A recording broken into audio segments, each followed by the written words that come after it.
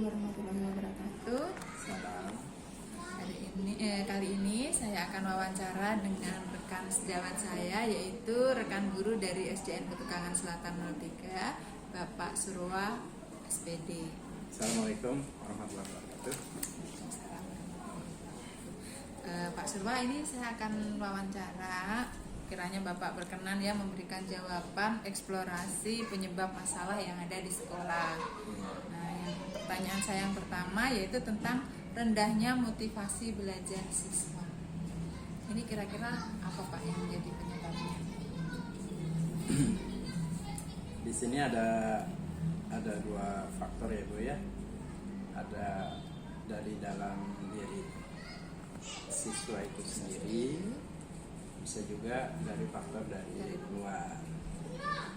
Yang pertama tentu kalau dari faktor dari dalam diri ya utamanya adalah kurangnya minat dari anak siswa itu tadi, sendiri ya, Pak, ya?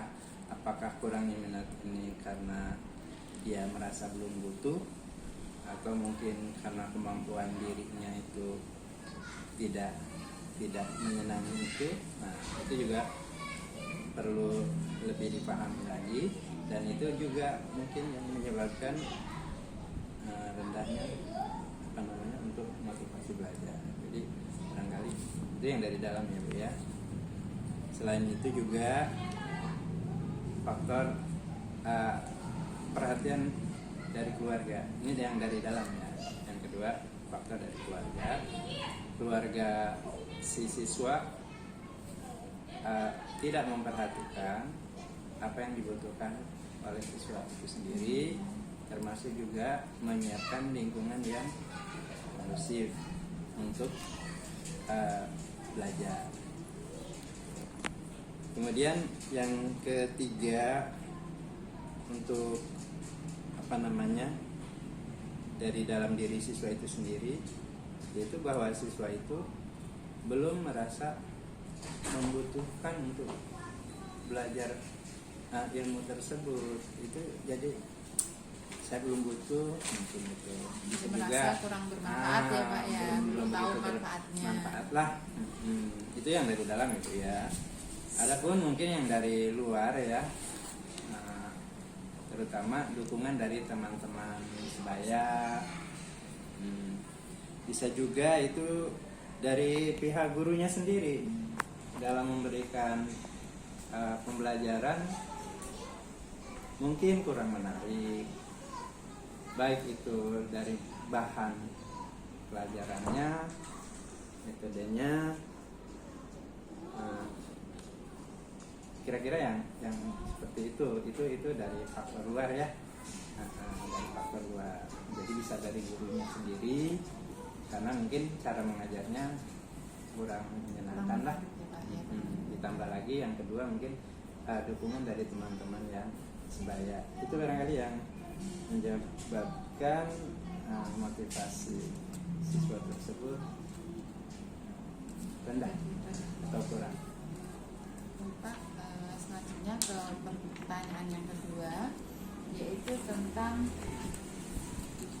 belum optimalnya pemahaman siswa pada operasi hitung dalam soal cerita pada kegiatan sehari-hari. Jadi anak-anak belum optimal untuk mengerjakan soal-soal cerita Pak. Kadang-kadang bingung, begitu ketemu soal cerita kayaknya langsung beranggapan susah, belum dibaca ya udah bilang susah, seperti itu Pak.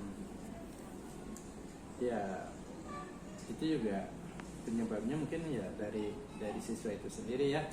Yang pertama mungkin karena merasa dia kemampuannya kurang, sehingga dalam mengerjakan operasi hitung ya, atau matematika ya intinya, itu mungkin terburu-buru atau mungkin tidak teliti.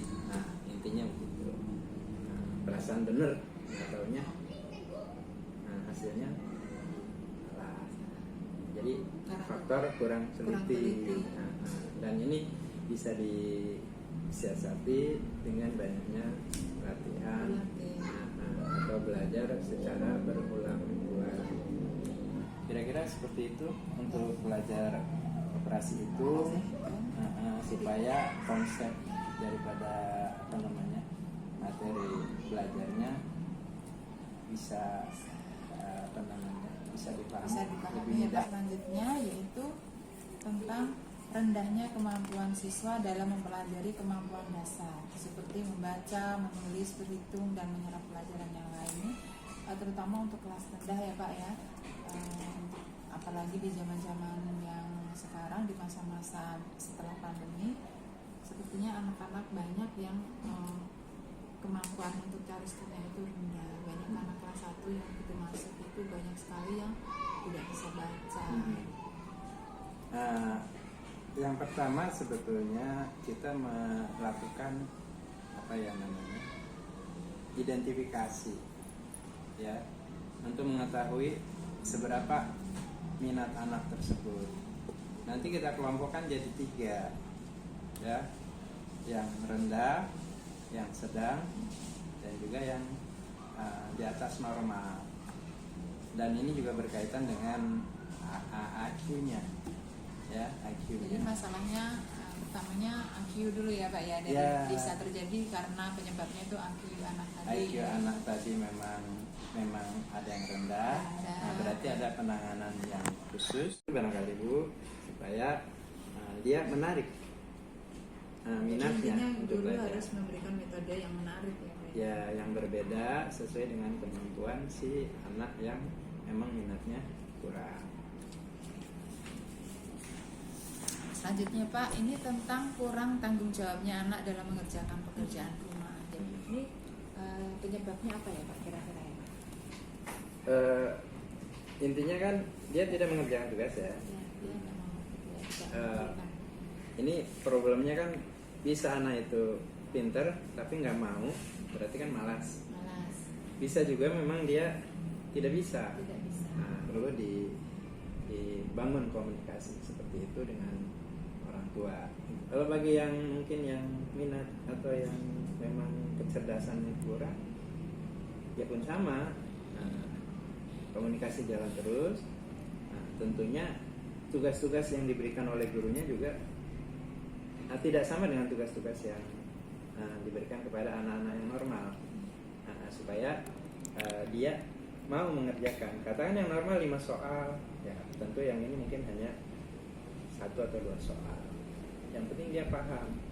Nah, dari situlah mungkin minat untuk mengerjakan tugas akan timbul. Oh, karena tugasnya juga tidak banyak, mungkin juga tingkat kesulitannya juga dikurangi. Itu kira-kira teknisnya saja. Yang lebih memahami tentu Bapak Ibu guru yang punya strategi, metode untuk pembelajaran di kelas ini. Untuk yang pertanyaan yang terakhir Pak, ini tentang siswa kurang tertarik mengikuti pembelajaran. Pak, ini kaitan dengan IT Pak. Oh, Jadi dulu kurang tertarik. Di sini kita kaitkan ya, di sekolah media pembelajarannya tidak variatif, ya kan? Ya mungkin bisa menggunakan video, PPT, atau yang model Canva atau apa ya. Itu juga perlu supaya minat anak untuk belajar tinggi. Ya, barangkali itu Bu.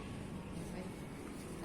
Demikian wawancara saya hari ini. Terima kasih Pak Nurwa sudah Sama-sama. membantu saya untuk menjadi narasumber kali ini. Terima kasih.